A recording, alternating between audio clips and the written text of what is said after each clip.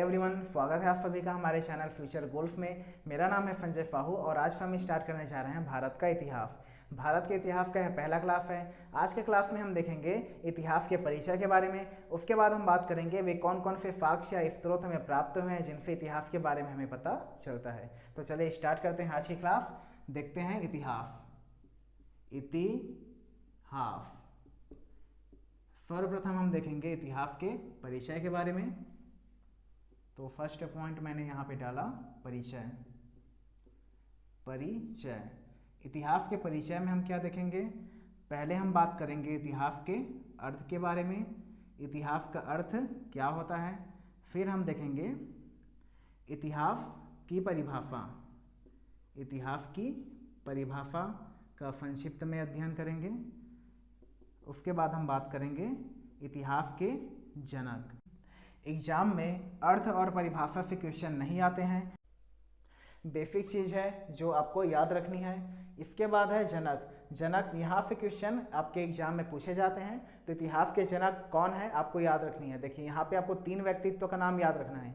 इतिहास के जनक कौन है, आधुनिक इतिहास के जनक कौन है और भारतीय इतिहास के जनक किसे कहा जाता है। चलिए पहले देख लेते हैं इतिहास का अर्थ, उसके बाद बात करेंगे परिभाषा और जनक के बारे में। इतिहास का अर्थ देखिए, इतिहास 3 शब्दों के मेल से बना है। इति प्लस हा प्लस आफ। देखिए इति का अर्थ क्या होता है। इति का अर्थ होता है इस प्रकार। ह का अर्थ होता है वास्तव में या निश्चित ही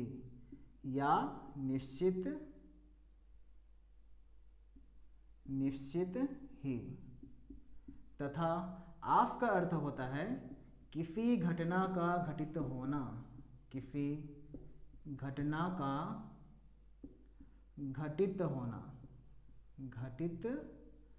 होना। इस प्रकार वास्तव में या निश्चित ही किसी घटना का घटित होना इतिहास कहलाता है। तो आपको इतिहास का अर्थ याद रखनी है।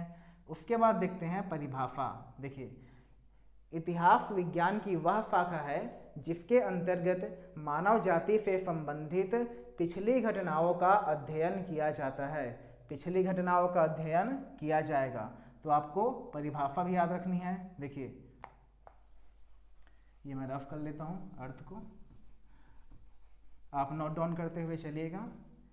देखिए इतिहास की परिभाषा, इतिहास ज्ञान की वह शाखा है जिसके अंतर्गत हम मानव जाति से संबंधित पिछले घटनाओं का अध्ययन करते हैं। तो आपको याद रखनी है किसका अध्ययन किया जाता है, पिछली घटनाओं का अध्ययन किया जाता है। इसमें आपको याद रखना है ये कि सभी घटनाओं का अध्ययन नहीं किया जाता। इतिहास में हमको सभी घटनाओं का अध्ययन नहीं करना है, केवल उन्हीं घटनाओं का अध्ययन करना है जिनका प्रभाव मानव व भौगोलिक जीवन पर पड़ा हो। जिनका प्रभाव मानव व भौगोलिक जीवन पर पड़ा हो। ओके, तो हमने देख लिया अर्थ और परिभाषा। आगे हम देखते हैं जनक। जनक से आपके एग्जाम में बहुत सारे क्वेश्चन पूछे जाते हैं। तो जनक को अपन अच्छे से देख लेते हैं, कर लेते हैं। देखिए थर्ड पॉइंट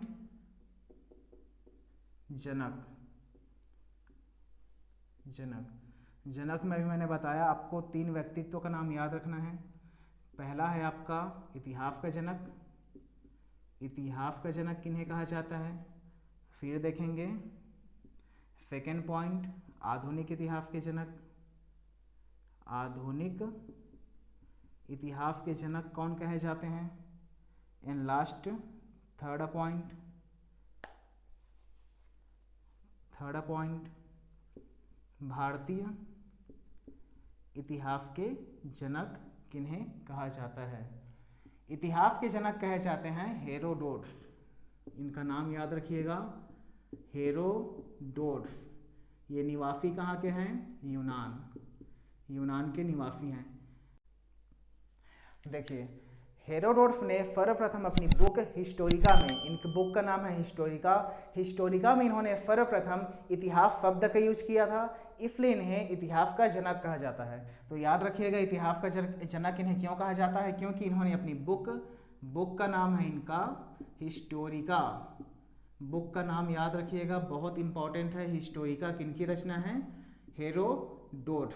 इनकी बुक का नाम हिस्टोरिका, इन्होंने इसमें इतिहास शब्द का सर्वप्रथम प्रयोग किया था, इतिहास शब्द का सर्वप्रथम प्रयोग किया था। आप कमेंट बॉक्स में बताइएगा नेचुरल हिस्टोरिका किनकी रचना है, नेचुरल हिस्टोरिका किनकी रचना है।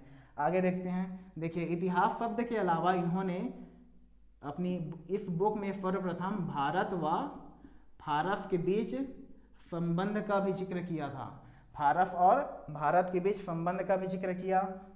एक और पॉइंट याद रखिएगा, संस्कृत भाषा में इन्हें हरिदत्त कहा गया है, हरिदत्त कहा गया है। आगे देखते हैं। आधुनिक भारत के जनक बिशप विलियम स्टब्स को कहा जाता है। ठीक है। थर्ड पॉइंट है भारतीय जनक, भारतीय इतिहास के जनक कहे जाते हैं मेगास्थनीज। ये भी यूनान से संबंधित है, यूनान। ठीक है। देखिए इनको भारतीय इतिहास का जनक क्यों कहा जाता है, मेगास्थनीज को, क्योंकि इन्होंने अपनी बुक इंडिका में सर्वप्रथम भारत की सामाजिक व सांस्कृतिक व्यवस्था का सुव्यवस्थित तरीके से वर्णन किया था। ठीक है। इन्होंने क्या किया, अपनी बुक, इनके बुक का नाम है इंडिका, इनके बुक का नाम है इंडिका। इंडिका में इन्होंने सर्वप्रथम भारत की समाज व संस्कृति का सुव्यवस्थित तरीके से वर्णन किया था। ओके। देखिए इनका आगमन देख लेते हैं। इनका आगमन कब हुआ, इनका आगमन हुआ था 305 ईस्वी में भारत में इनका आगमन हुआ। किनके साथ आए थे, किनके साथ आए, तो याद रखिएगा सेल्यूकस निकेटर कौन था, सिकंदर का सेनापति था। किनके शासनकाल में आए, भारत में किनका शासनकाल चल रहा था, तो चंद्रगुप्त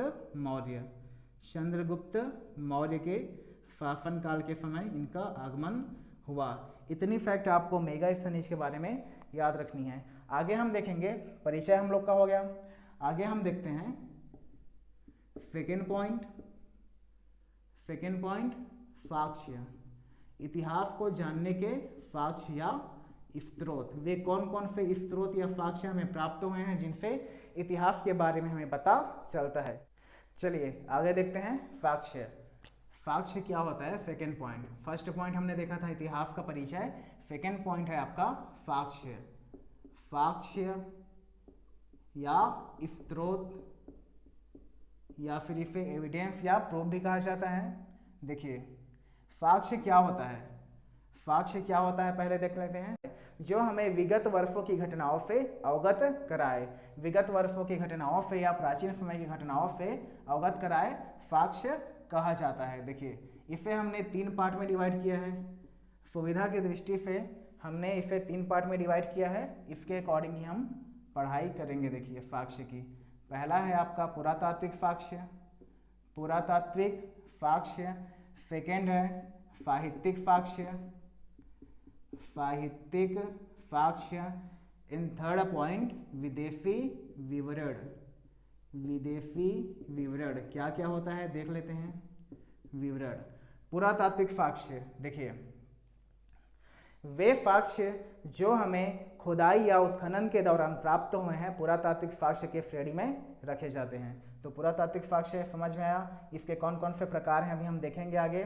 साहित्यिक साक्ष्य में उन ग्रंथों को शामिल किया गया है जिनका संबंध धार्मिक या गैर धार्मिक से है। तो हम इसे 2 पार्ट में डिवाइड कर सकते हैं, एक धार्मिक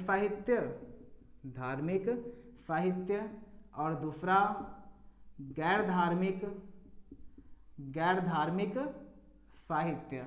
विदेशी विवरण, देखिए विदेशी विवरण में प्राचीन समय में भारत में जो विदेशी यात्री हैं जिनका आगमन हुआ था और उनके द्वारा बहुत सारे ग्रंथ लिखे गए थे, उन्होंने उस ग्रंथ में भारत की राजनीतिक, ऐतिहासिक, धार्मिक तथा प्रशासनिक व्यवस्था का जिक्र किया है।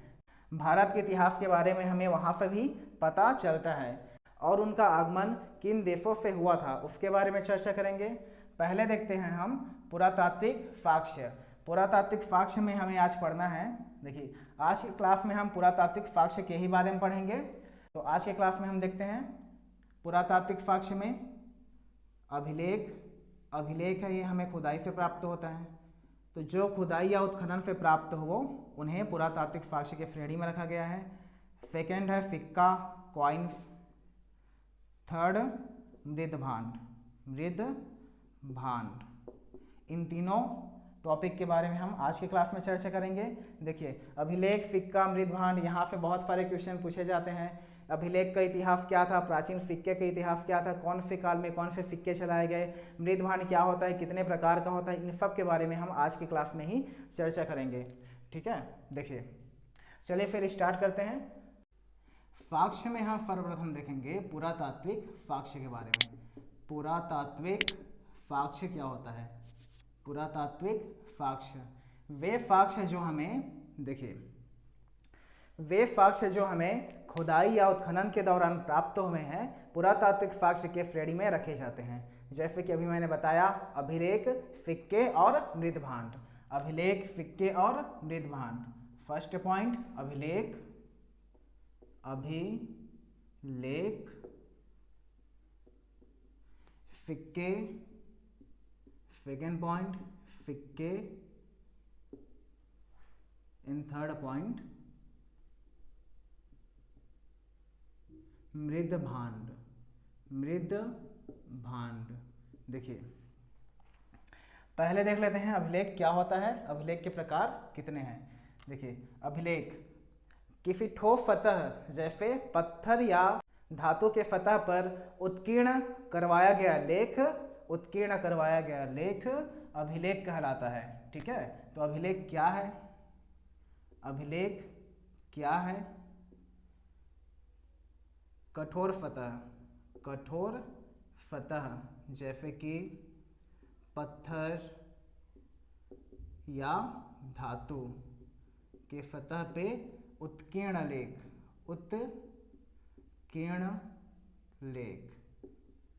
ओके, इतना याद रखिएगा। अभिलेख क्या है? अभिलेख के प्रकार देख लेते हैं। अभिलेख के प्रकार, स्तंभ लेख, स्तंभ लेख। सेकेंड शिलालेख, शिलालेख। थर्ड गुफाभिलेख, गुफाभिलेख। फोर्थ पॉइंट भित्ति, भित्तिभिलेख, भित्तिभिलेख। देखिए पहले देखते हैं स्तंभ लेख, उसके बाद देखेंगे शिलालेख, देन गुफाभिलेख और भित्तिलेख। देखिए स्तंभ लेख क्या होता है? ये हो गया आपका स्तंभ, स्तंभ। स्तंभ के ऊपरी पार्ट को फलक कहा जाता है। फलक के नीचे पशु अंकन, पशु अंकन का चित्र होता है। यहाँ पे कमल रूपी संरचना पाई जाती है। इसे अधोमुखी, अधोमुखी कमल कहा जाता है। अधोमुखी कमल कहा जाता है। स्तंभ लेख यहाँ पे किया जाता है, यहाँ पे स्तंभ लेख होता है। और इस वाले पार्ट को कहा जाता है लाट, लाट या यष्टि। स्तंभ लेख किस पार्ट को कहा जाता है? लाट या यष्टि।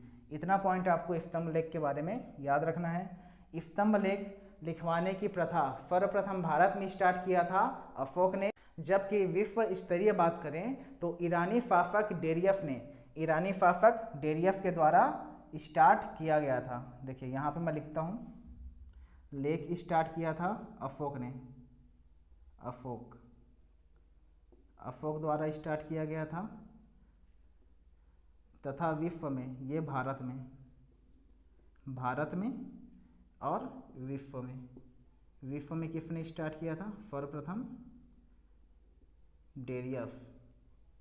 डेरियफ के द्वारा स्टार्ट किया गया था। ये ईरान के शासक थे, याद रखिएगा, ईरान के शासक थे। कहा जाता है कि अशोक ने डेरियफ से देख के ही